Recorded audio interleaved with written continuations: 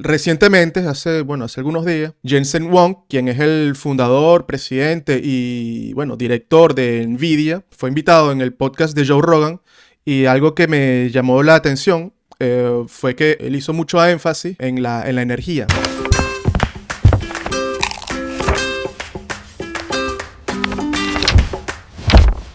Bienvenidos a Cero Geopolítica, gracias por estar aquí. Soy Luis Alejandro, doctor en geopolítica. Espero que estés muy bien, que la vida te esté tratando de maravilla y donde quiera que estés, que estés feliz, que estés muy feliz, que estés bien.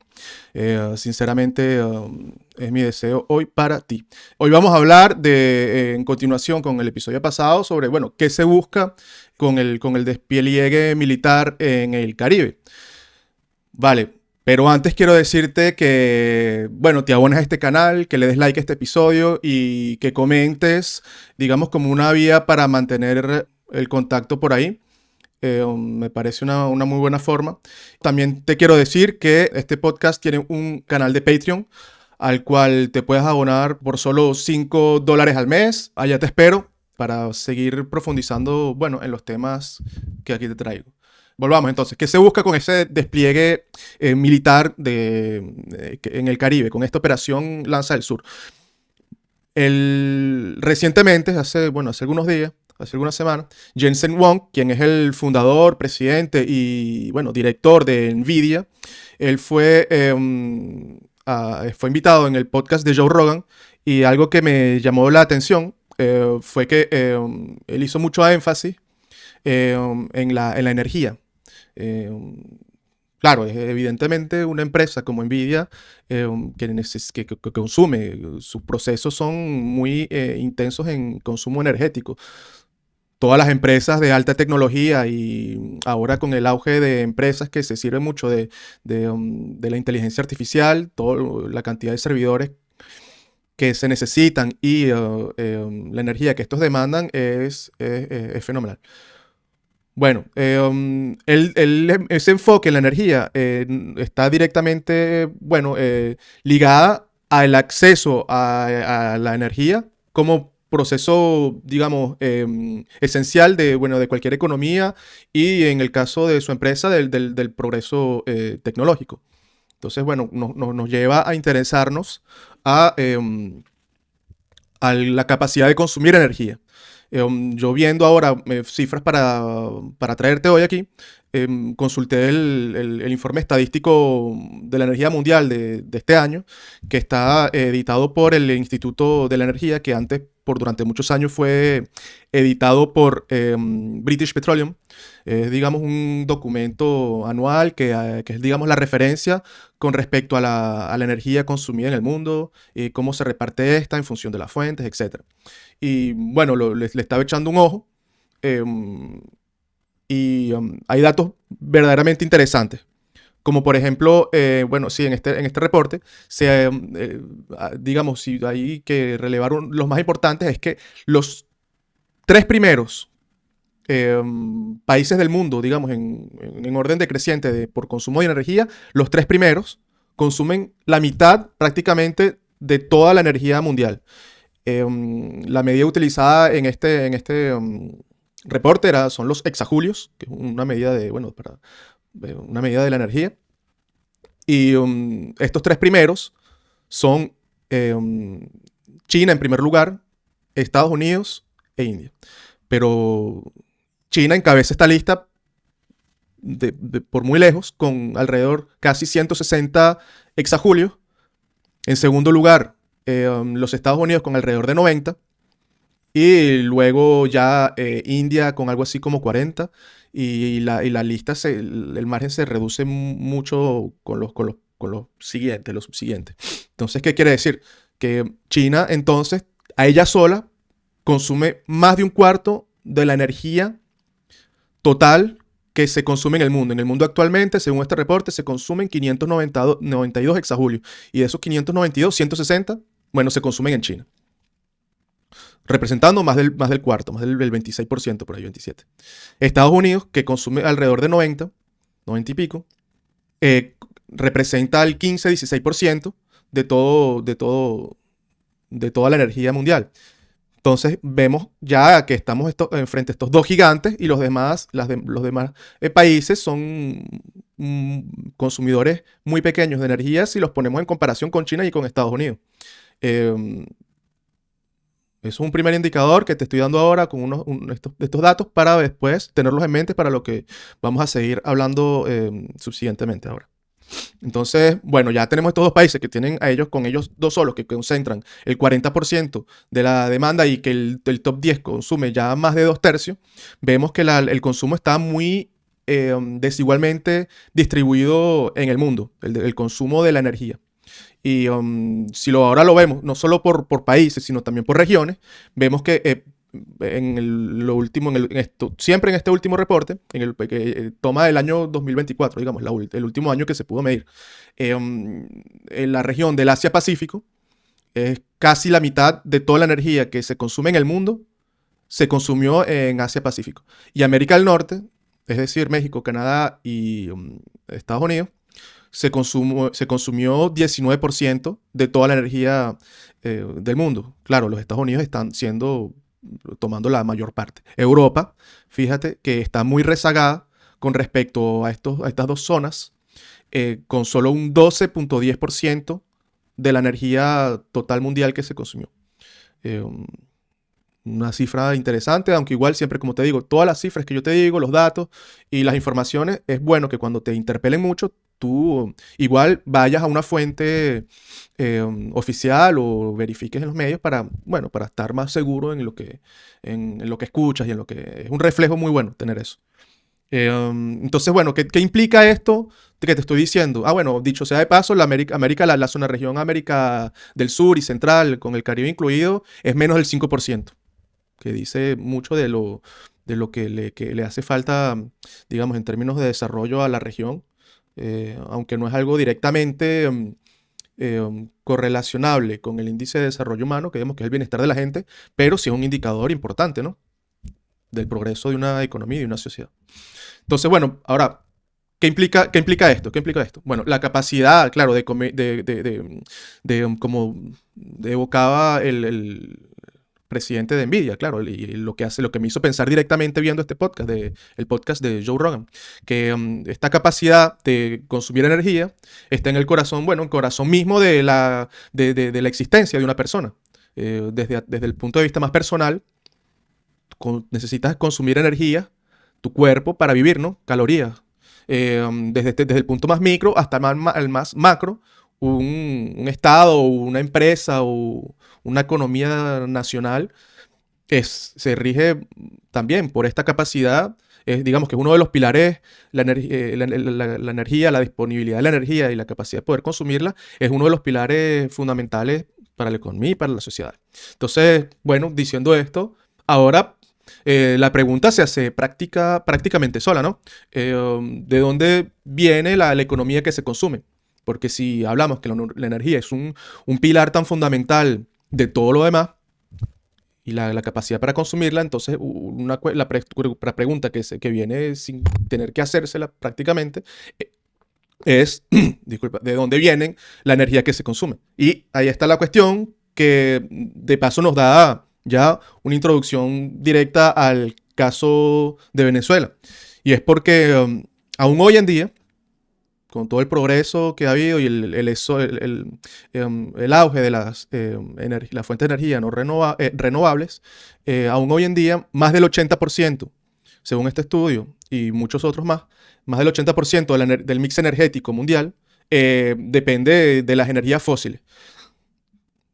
Según este reporte y otros, en realidad tú puedes consultar muchas otras fuentes, pero yo agarré este documento que también está muy confiable.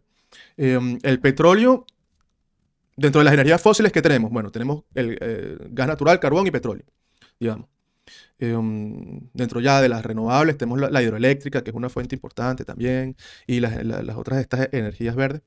Pero, digamos, dentro de las energías fósiles, que representan más del 80% de toda la energía que es consumida hoy en día en el mundo, hoy en el 2025, provienen de fuentes fósiles. Estas fuentes fósiles son gas natural, carbón y petróleo. El petróleo, dentro de esas tres, representa un tercio, un poco más, seguido por carbón y gas. Eh, digamos que es un importante del total de las 592 hexajulios de los que te hablaba más hace algún momento. Ese 33% equivale a 200, más o menos, 200 hexajulios que vienen del petróleo. Entonces, bueno, ahora vamos a dar otro peldaño más. Estas fuentes, digamos, de recursos fósiles están muy mal o muy desigualmente distribuidas en el planeta, con una extrema concentración de recursos, porque ahora hablamos de algo material, carbón, algo material, el gas natural, que es algo material, tangible, igual que el petróleo. Estos recursos tienen la característica de tener una extrema concentración geográfica. Y bueno, entonces significa que entonces solo un puñado de actores, eh, ya después veremos eso con más detalle, tienen el control y el acceso a estos recursos en primera mano. Eh, Ahora, vamos a ver otro punto, siguiendo con esta misma lógica paso a paso. Vamos a ver dónde está, tomando el caso del petróleo, vamos a dejar carbón y gas de lado por los momentos para mantenernos en un foco. Si tomamos a los 10 primeros países que, siguiendo sus reservas petroleras mundiales, digamos el top 10 tiene más del 90% de todas las reservas mundiales. O sea que ese top 10, hay 10 países en el mundo que tienen prácticamente todo el petróleo. Esa es la razón entonces, bueno, por lo que digo que hay una extrema concentración geográfica. Y si nos vamos acercando ya al top 5, el top 5 es más de 2/3. Y el top 3 es el 45, casi 50% del petróleo, 45. Y llegamos al primero, que es Venezuela, que Venezuela sola tiene 17, 18% más o menos del todo el petróleo que existe en el mundo. O sea que digamos que en Venezuela hay una cantidad extremadamente importante de petróleo concentrada en un territorio relativamente pequeño si lo tomamos en cuenta con el planeta, ¿no? Y entonces ya eso es una primera medida de comprender energía, capacidad de consumir energía, la energía de dónde viene y qué es las energías fósiles y dónde se sitúa geográficamente este recurso que tiene la característica de estar extremadamente concentrado. Ahora venimos a otro paso más para dar más contexto. Entonces, tenemos una distribución, ahora vamos a hacer la distribución por continente. El continente americano, siguiendo con esta cifra, posee un poco más de un tercio de todo el petróleo del mundo. Y dentro del continente americano, bueno, Venezuela y Canadá, digamos, eh, poseen una cantidad más o menos cerca del 80% de todo el continente, Venezuela y Canadá. Y si sumamos Venezuela, Canadá y Estados Unidos, es 92% de todo el petróleo que hay en el continente americano, lo poseen estos tres países: Canadá, Estados Unidos y Venezuela.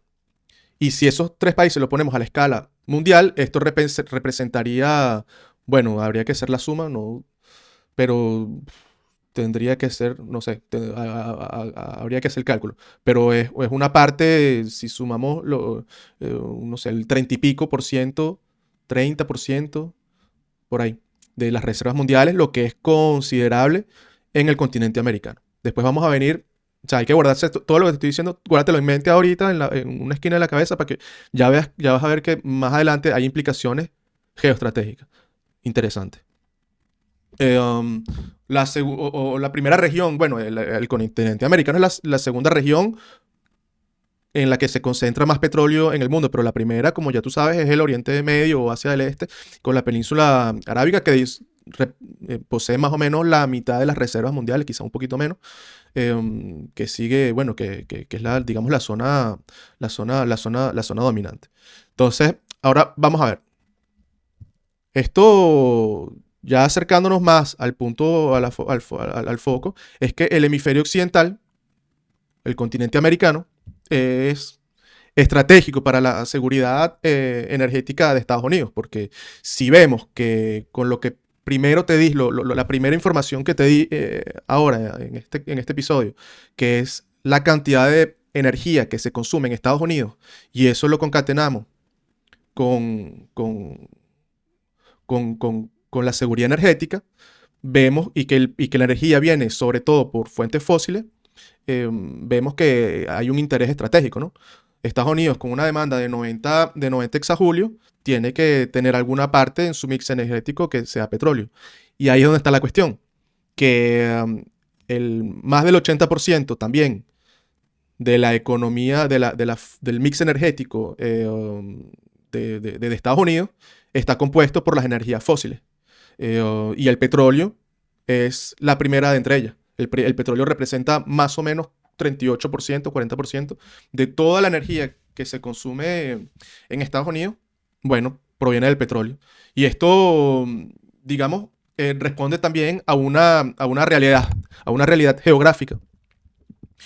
Porque si vemos el territorio de Estados Unidos, mm, se pudiera ver en algunos mapas o hasta por satélite, si uno se fija bien, es que este territorio está atravesado por una densa infraestructura dedicada al petróleo, a su transporte, a su explotación, a su refinamiento, a su almacenaje, a su envío, a su recepción.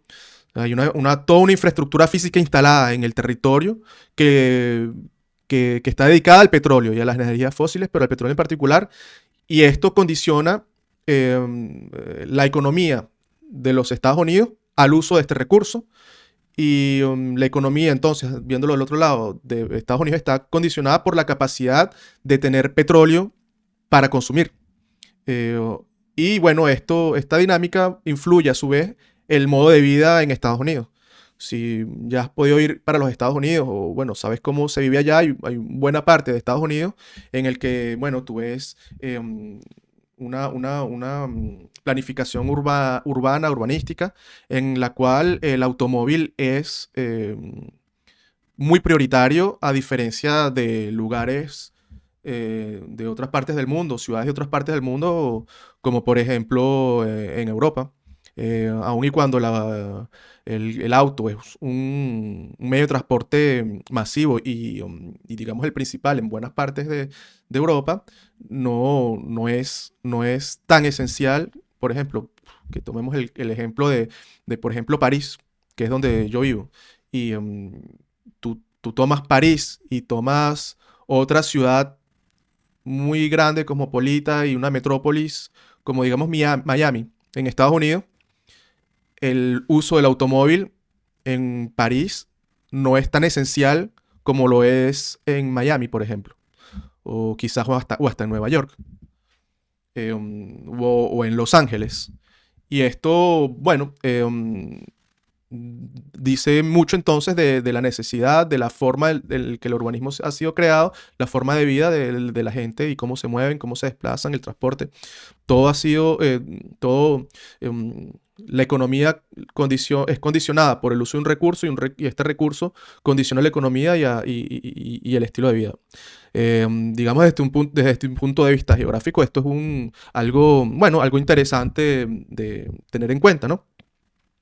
Eh, pero, entonces, bueno, ya ahora que sabemos esta geografía, ¿qué datos podemos tener de esto? Bueno, los Estados Unidos, pues, que es como ya tú lo sabes, una tierra de superlativos. Es el país que más consume petróleo en el mundo, con alrededor de 20 millones de barriles diarios. Es el país desde el 2018, según la Agencia de la Energía de Estados Unidos. em, ya después, bueno, yo ahora te pongo abajo en el descriptivo de este episodio algunos links para em, las fuentes, por ejemplo, del Instituto de la Energía de los Estados Unidos este informe estadístico del Instituto de la Energía para que puedas ver, entonces tú verificar ahí por ahí tus datos también y corregir si acaso ahora yo hablando me mezclé los pinceles y pasé una cifra que no era, pero para hacerte diciendo em, primer consumidor con 20 millones de barriles diarios del 2018. Primer productor de petróleo en el mundo con unos 13, más o menos en promedio 13 millones de barriles diarios. Y primer exportador del mundo de productos petroleros refinados, de petróleo refinado y los diferentes derivados que hay.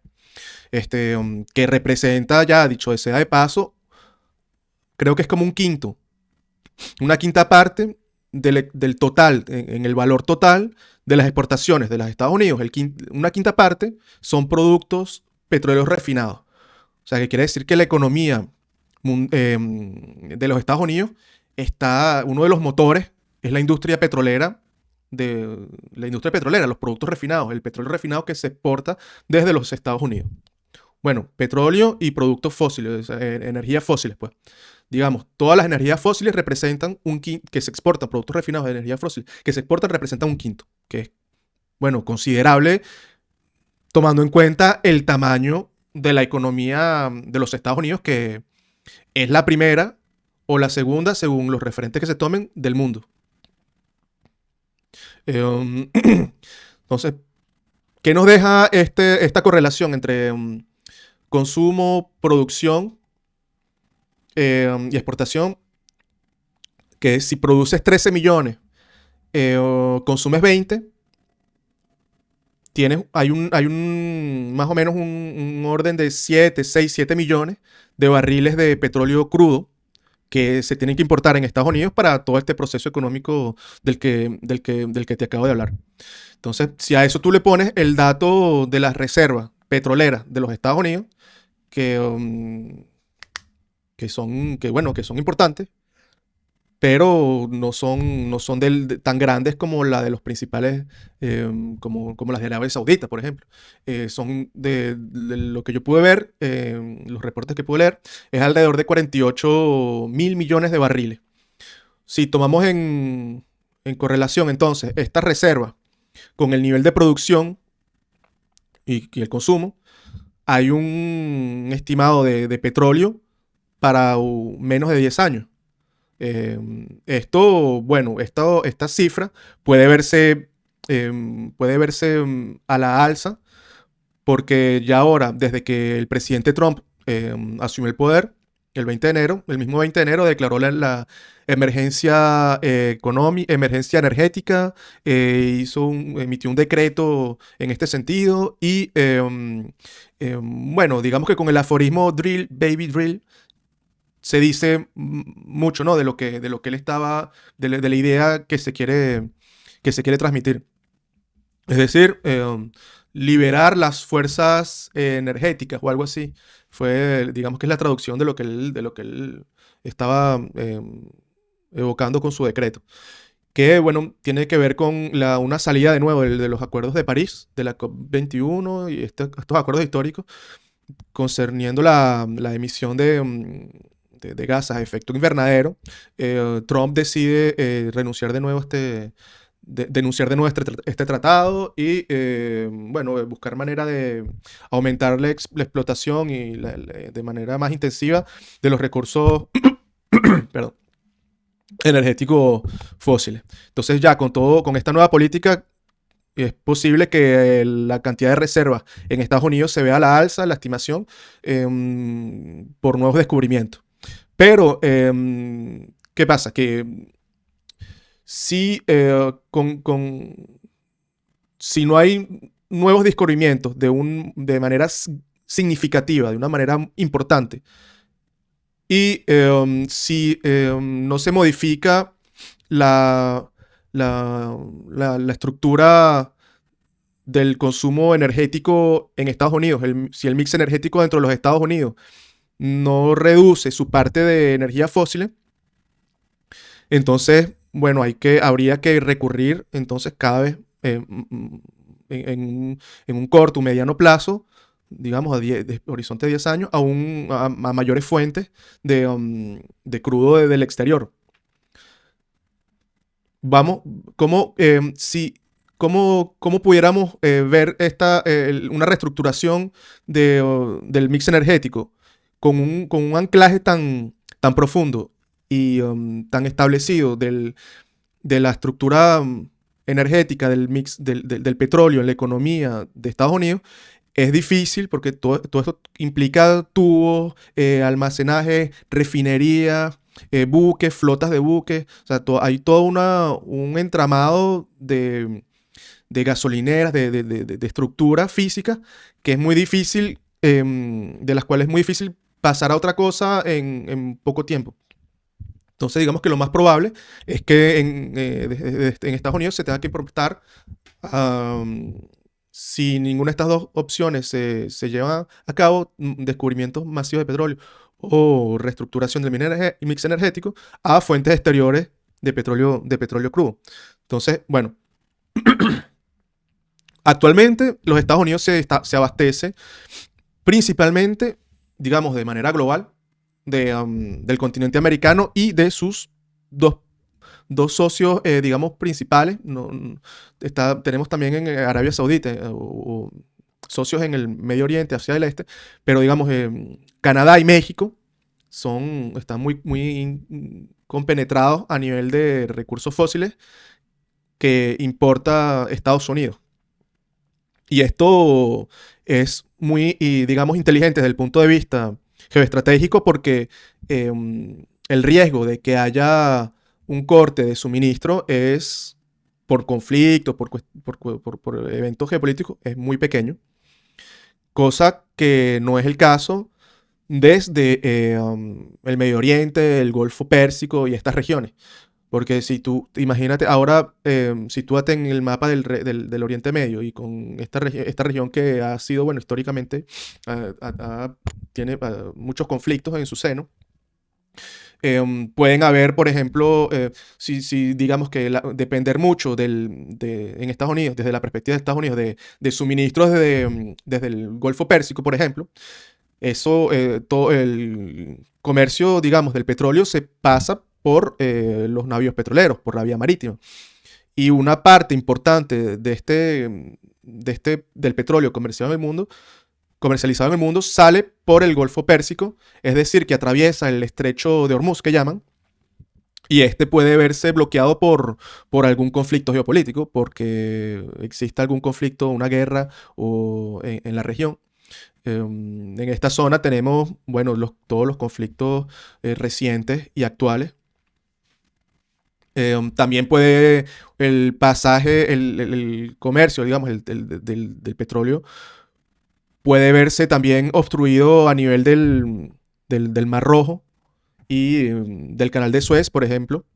O sea, por conflictos, por razones geopolíticas, o también por puras eventos fortuitos o aleas del transporte marítimo, como por ejemplo, hace algunos años hay un portacontenedores, el Ever Given, bloqueó el paso en el estrecho, en el canal de Suez por varios días. Un portacontenedores se desvió y quedó atracado y bloqueando el paso en el canal de Suez durante varios días. Eso, digamos, para un recurso tan vital como lo es la energía, el petróleo, con todo lo que ya acabamos de decir, no puede ser permitido. Eso vulnera la seguridad económica del Estado en cuestión. Ahorita estamos hablando, bueno, de la de Estados Unidos, que como vemos, consume mucho. Su matriz energética depende mucho de los recursos fósiles y en particular del petróleo, que es su primera fuente de energía.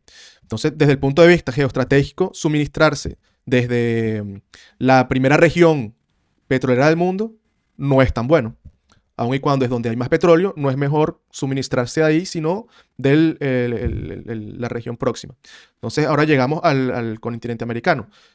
Es más práctico, es una zona mucho menos conflictiva, no hay cuellos de botella, no hay que puedan verse obstruidos y está, bueno, bajo una influencia directa desde hace muchos años, con la preeminencia de Estados Unidos. O sea, es decir, que los Estados Unidos durante muchos años ha sido el principal socio económico, comercial, pero también para muchos países militar, diplomático en la región, con claras excepciones. Esta realidad se ha visto últimamente, digamos, a partir de los años 2000, se ha visto puesta en entredicho, sobre todo con el auge del mayor consumidor de energía actual en el mundo, que es China, que ahora se ha vuelto poco a poco el primer socio comercial y económico de varios países de la región latinoamericana y caribeña, Y esto tiene también implicaciones geopolíticas y de infraestructura física, con implicaciones también diplomáticas. Ahora estoy agarrando un paréntesis que no lo es tanto, porque a esto vamos a volver más tarde, pero para decírtelo ya brevemente, desde ya, por ejemplo, Panamá, que ahora cuando Trump empezó su mandato, hubo un problema con Panamá y él decía, no, bueno, que Estados Unidos no retrocedió el canal de Panamá a Panamá.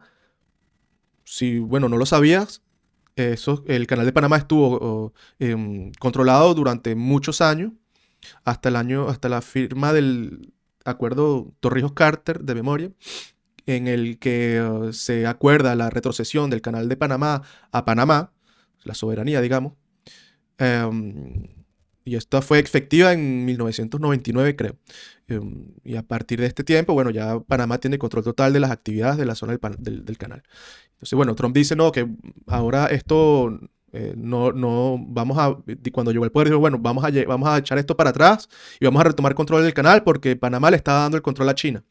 Y se apoyaba para eso sobre un hecho comercial, económico comercial, que es que una empresa china, Costco Shipping Company o algo por el estilo, verifícalo, tenía concesiones, bueno, para los puertos de contenedores en ambas fachadas del canal de Panamá, en San Cristóbal y en la del otro lado, San Cristóbal bueno, dime tú en comentarios cómo se llama el puerto del otro lado, que tengo aquí ahora un mini lapso.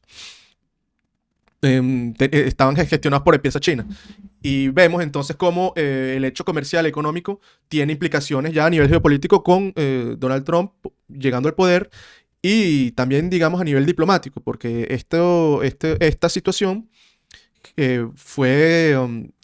desemboca también en el ámbito diplomático como una cesación del reconocimiento de parte de Panamá, de Taiwán como Estado soberano y reconocimiento de una sola China, es decir, la China gobernada por el Partido Comunista Chino o la China de Xi Jinping.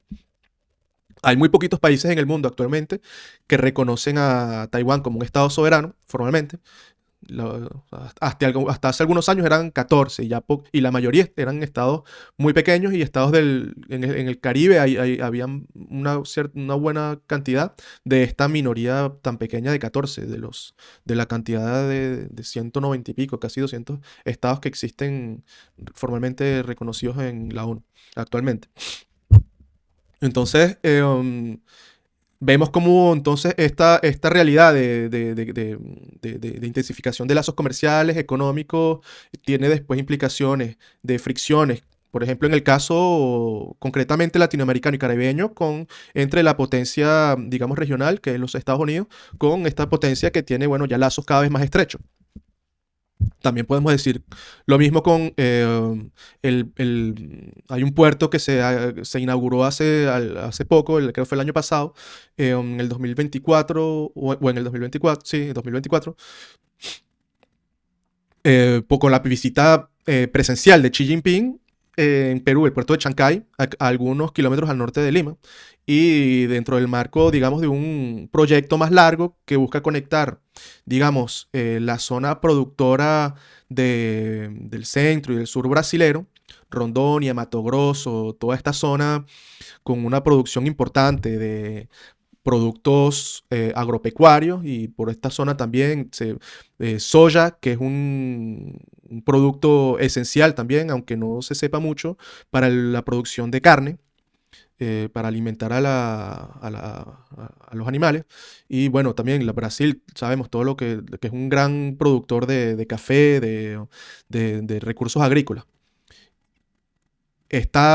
Digamos, hay una infraestructura en curso de instalación que ya está avanzada y proyectos que se firman, creo que fue este verano, en el verano del 2025, que hubo un poco antes, confirmación, sí, de acuerdos, consolidación entre el presidente de Brasil, Luis Ignacio Lula da Silva, y Xi Jinping, que dicho sea de paso, están inscritos en el BRICS. Vemos ya como hay eh, una suerte de bloques que se configuran. Y uno ve también con lo que te estoy diciendo ahora, cómo a medida de que la rivalidad entre los Estados Unidos y China se intensifica en puntos como, por ejemplo, muy concretamente la cuestión del Canal de Panamá, para los estados les es cada vez más difícil adoptar posturas independientes o soberanas, digamos, de iniciativas propias, sin que éstas corran el riesgo o cada vez corriendo el mayor riesgo de ser interpretadas como la alineación con una de las dos, digamos, con una de las dos potencias.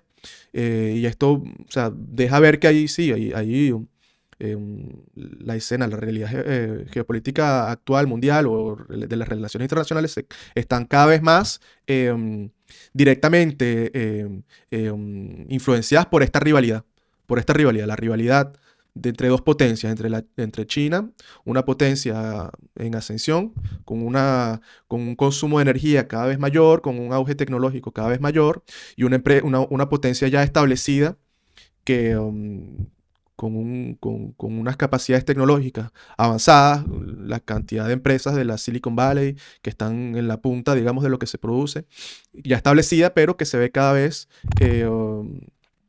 más, cada vez ve más su competencia o sus eh, posibilidades amenazadas. En todo caso, desde lo que se dice desde las instituciones y los análisis de Estados Unidos por el ascenso chino. Esto, sí, bueno, hace pensar también en situaciones, en ya lo que pasó en Grecia antigua, cuando hubo, digamos, hay rivalidades entre ciudades griegas, cuando una ve que la otra está subiendo en capacidades bélicas y tecnológicas y económicas. Esta dinámica generó en conflicto, en guerra. Y bueno, digamos que esto es un punto que te doy para que, si te interesa, lo busques. Cómo esta dinámica tan antigua se reproduce hoy, se está reproduciendo eh, entre estas dos potencias, China y Estados Unidos. Bueno, ya que estamos viendo todo esto, vemos que entonces Venezuela, dentro de este marco, cumple un rol muy específico.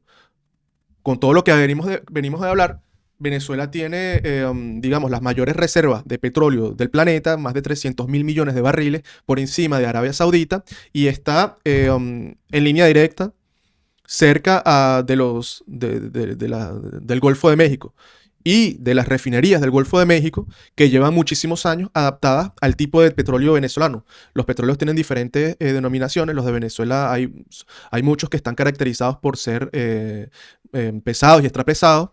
Hay Amaca, no los tengo todos ahora en mente, pero hay varios nombres de petróleo. Y bueno, estos están, estas refinerías están bien adaptadas para refinar este bruto venezolano desde siempre, desde que explotó el Sumaque 1, creo que fue, es que empezó la cuestión en el 1914 en Venezuela. Y claro, bueno, como te digo, hay que revisar todas esas cifras porque lo que te estoy diciendo aquí es de memoria, y a veces la memoria uno no tiene el acceso en línea directa a todo la memoria, la memoria RAM, digamos, que a veces falla, no tienes ese acceso tan directo. Entonces, bueno, tenemos esta razón geoestratégica que es de vital importancia desde un punto de vista de la seguridad energética. Digamos que es necesario para los Estados Unidos el petróleo venezolano, porque por razones geoestratégicas, por razones de su geografía energética, de su mix energético, y por la relación de sus reservas con respecto a su consumo y a su producción.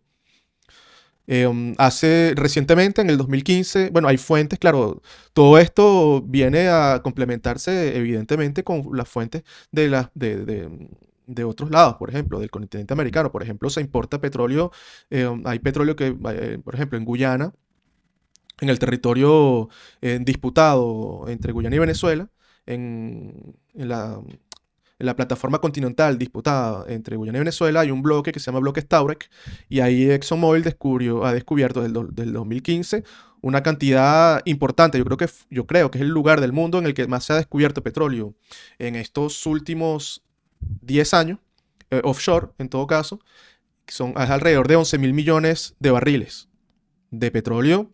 Según las informaciones de ExxonMobil, es petróleo de alta calidad, ligero, que cuando digo con un alto grado de API, quiere decir que es más fácil de refinar, que sus procesos para refinación son más simples. Entonces, bueno, este petróleo es una fuente de petróleo también americana que geoestratégicamente está interesante, aunque por lo que tengo entendido también es más práctico exportarlo para acá, para Europa, porque, bueno, las refinerías europeas están menos adaptadas a refinar petróleos brutos, petróleos pesados y extrapesados, y, y refinan más fácilmente el petróleo de un alto grado de API. Entonces, pero bueno, el petróleo desde este bloque estable que es explotado por ExxonMobil puede muy fácilmente llegar a refinerías en el territorio de los Estados Unidos sin riesgo geopolítico, en escenarios en el que haya alguna tensión importante. Para decirte, digamos, para que tengas esta clave mental, por ejemplo, desde la perspectiva china, el Panamá, el canal de Panamá de China sería, digamos, el estrecho de Malaca, que es un lugar, una parte entre, creo que es Malasia e Indonesia, está Singapur por ahí también, por donde pasa una cantidad vital de recursos energéticos para China, de recursos fósiles, o sea, de petróleo. Si, por ejemplo, por razones geopolíticas hay un conflicto en el que se cierra el paso por Malaca, la seguridad energética de China se vería fuertemente vulnerabilizada.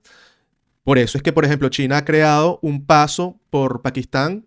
Yo creo que el puerto que se llama Kandahar, hay que verificar, pero buscó una vía que atraviesa todo Pakistán hasta el sur para poder abastecerse en, de todo, en energía, pero también en otras cosas, otros productos, sin tener que pasar por el estrecho de Malaca. Y digamos que desde la perspectiva china, digamos, el equivalente, digamos, así globalmente del canal de Panamá para lo que significa los Estados Unidos. Y ahí vemos entonces la importancia geoestratégica y de Venezuela para los Estados Unidos. Teniendo todo esto en cuenta, entonces, continuando la reflexión, dime tú qué crees. ¿Qué, qué escenario, con todo esto ya en mente, qué escenario ves tú para Venezuela teniendo en cuenta todo esto? Yo te leo en comentarios. Y igualmente, esto será el contenido del próximo episodio. Entonces, bueno, espero que estés bien y vale, nos vemos.